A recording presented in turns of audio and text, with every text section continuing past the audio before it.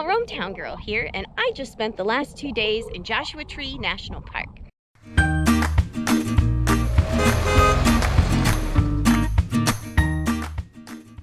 Now don't tell anybody, but I shot a lot of video and I shot a lot of pictures. The problem is the jury's still out on where they stand about commercial use. But I thought in the meantime, I could tell you some really cool facts I found out about Joshua trees, or yucca trees.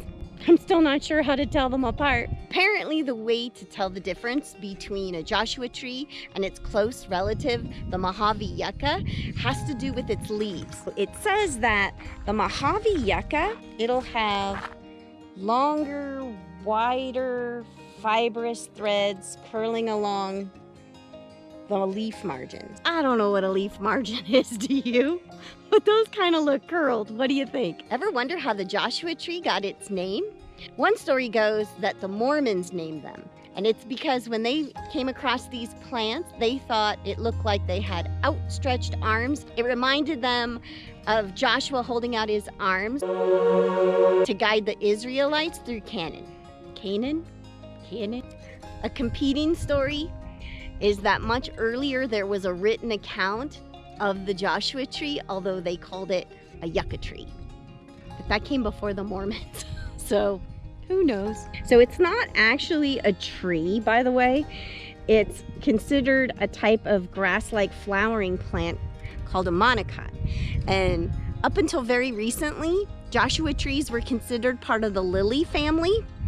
But I guess then they got a little bit more clarity on things, and now it has its rightful place among the agave family. Speaking of agave, have you ever tried that sweetener? Oh my God, it is so delicious. However, it's really, really bad for you. Isn't that just the way it always goes? And FYI, the Joshua trees are only found exclusively in the southwestern states. So in Arizona, Southern California, Nevada, and Utah. And northwestern Mexico and the Mojave Desert, which is where we are now. So here's a little family.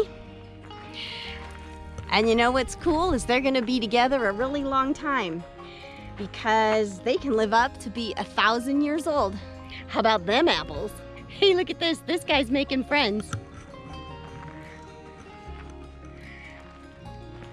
And they only grow at certain altitudes because they really like higher elevations because they much prefer the cooler temps, like me. And remember I told you that up until recently, Joshua trees were part of the lily family. It's because they have this bloom. And apparently it's really lucky if you get to see the bloom. And they're blooming right now because they require a permafrost in order to, I guess, make those flowers. But apparently you do not want to stop and smell them because they're supposed to smell really, really bad. So just take pictures of them from a distance.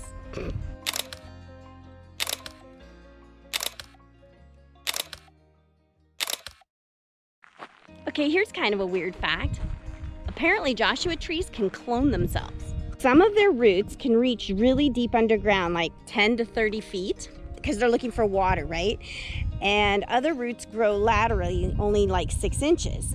They're called rhizomes, these roots that produce shoots. And they are genetically identical to the original Joshua tree. So they say, by virtue of the fact that they can clone themselves that way, so that characteristic is really helpful, especially after something like a wildfire or a drought. They can repopulate an area fairly quickly. How about this? Back in the day, they used Joshua trees to make pulp for paper pulp. So I'll leave you with this. Because Joshua trees are able to grow and thrive in environments that are so harsh, they're seen as a symbol of faith and having the ability to thrive in the face of adversity. Kind of cool, huh? So now the next time you see a Joshua tree, you'll know all these fun facts about them. Oh, and I almost forgot to remind you, if you've enjoyed this video, be sure to give it a thumbs up. And if you haven't subscribed yet, please subscribe. Let me know down below, what did you think was the most interesting fact you heard today? And don't go anywhere, because YouTube's gonna show you which of all my videos they think you're gonna like most. Let me know if you agree.